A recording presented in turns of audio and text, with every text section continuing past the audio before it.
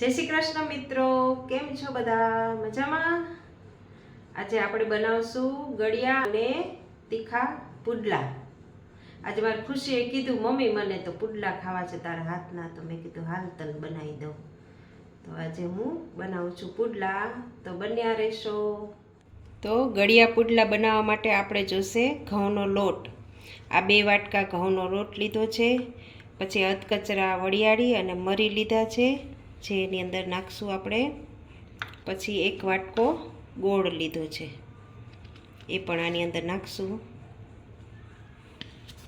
ને પછી ગરમ પાણી મેં કરી લીધું છે, 9 સેકા જેવું, થોડું ગરમ, 9 સેકાથી થોડુંક વધારે ગરમ.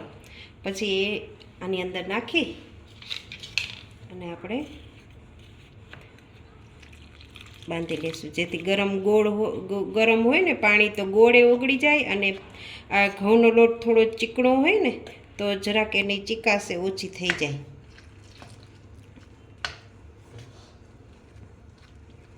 આવી રીતે આનું ડોયું આપણે તૈયાર કરી લઈશું.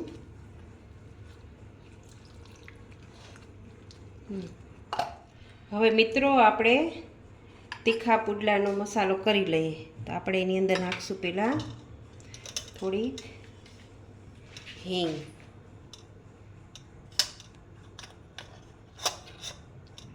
હળદર,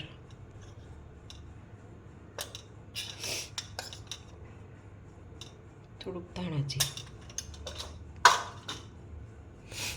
પછી થોડીક નાખશું લસણની ચટણી, કારણ કે આપણે લીલા મરચાઈ નાખવાના છે ને, એટલે. પછી આપણે આ ડુંગળી ને મરચાં 2 ચોપરમાં ચોપ કરી લીધા છે, લીલા મરચાં અને ડુંગળી, એ નાખીશું.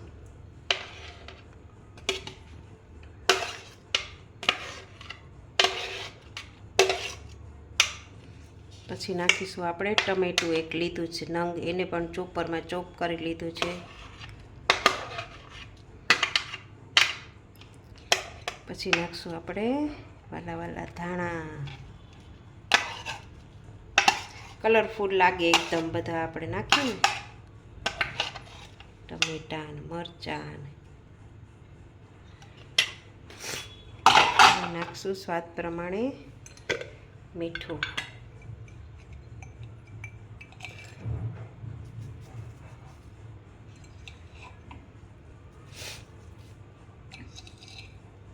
પછી આપણે પાણી નાખી અને એને મિક્સ કરી લઈશું.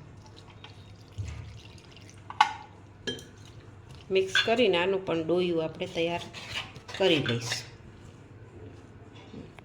મિત્રો, આપણે પુડલા ઉતારી લઈએ. લોટીમાં થોડું તેલ નાખવાનું, 1 ચમચી જેટલું, 1-1.5 ચમચી જેટલું. પછી પુડલાનું ડોયું નાખવાનું.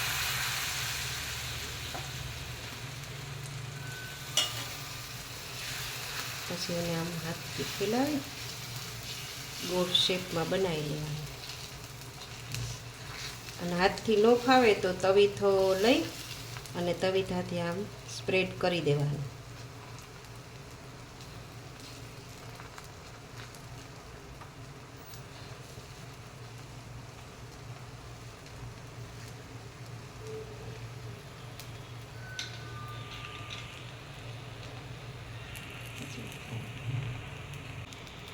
ચમચીથી તેલ નાખવાનું.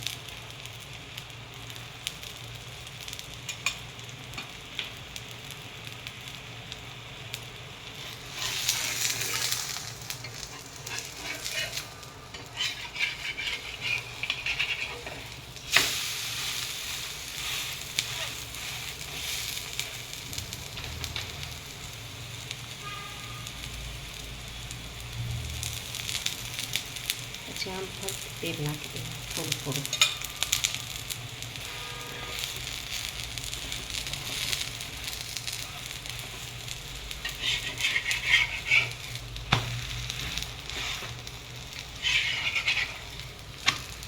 પછી બંને બાજુ બરાબર શેકાઈ જાય ને, આવું બધા બ્રાઉન કલરનું, પછી ઉતારી લેવાનું.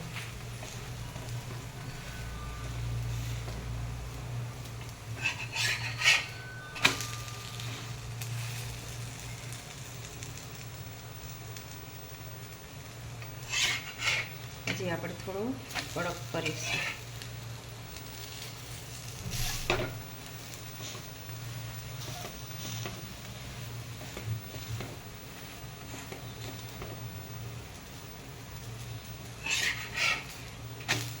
હવે આપણો પુડલો થઈ ગયો છે તૈયાર.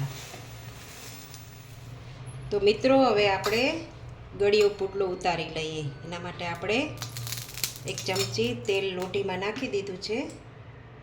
પછી ગળ્યા પુડલાનું આપણે લઈ લેવાનું. પછી એને પણ ખારા પુડલા અને જેમાં પાથરીને કર્યું ને એમ પાથરી દેવાનું.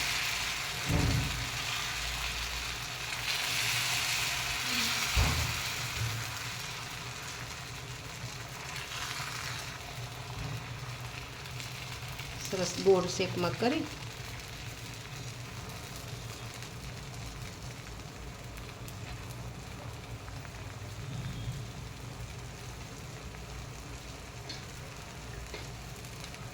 આ છોકરાઓ બારે પેનકેક ખાતા હોય છે એ મેંદાના લોટની હોય છે, તો આપણે આ ઘઉંના લોટની છોકરાઓને બનાવીને ખવડાવી શકીએ, જે પૌષ્ટિક હોય છે. અને છોકરાઓને એની બનાવવું હોય તો આપણે એની અંદર મરીને વરિયાળી નહીં નાખવાના, પ્લેન કરવાનું, એટલે એમને ભાવે. એવી જ રીતે આપણે ખારા પુડલાની અંદર પણ ઘણા બધા વેજીટેબલ્સ નાખી અને સરસ હેલ્ધી બનાવી શકીએ અને ડાયટમાં પણ આપણે એને ઇન્ક્લુડ કરી શકીએ.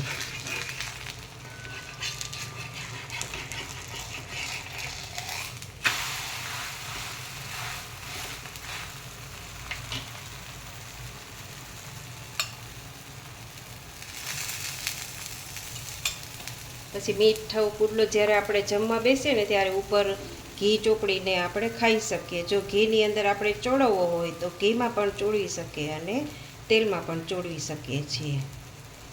અને આ પેનકેક બનાવીએ તો પ્લેન ન બનાવવી હોય છોકરાઓ માટે તો આપણે એની અંદર ચોકલેટ ચિપ્સ ને એવું બધું ઝીણો ભૂકો આપણે કાજુ બદામનો કે એવું કરીને નાખી દઈએ તો હેલ્ધી સ્નેક બની જાય. છોકરાઓને આપણે દેવું હોય નાસ્તામાં તો પણ આપી શકીએ. તો તમે જરૂરથી આ બનાવજો એવી રીતે, છોકરાઓને ભાવે એવી રીતે. ચાલો મિત્રો, આપણા પુડલા થઈ ગયા છે તૈયાર. આ છે ખારો પુડલો ને આ છે મીઠો પુડલો. તો હવે આપણે ટેસ્ટ કરીએ.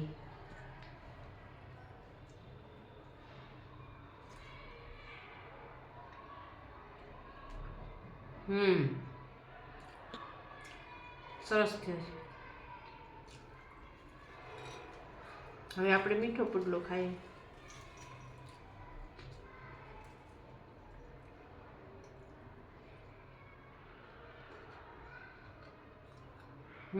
અમારે મીઠાશ બરાબર આવી છે.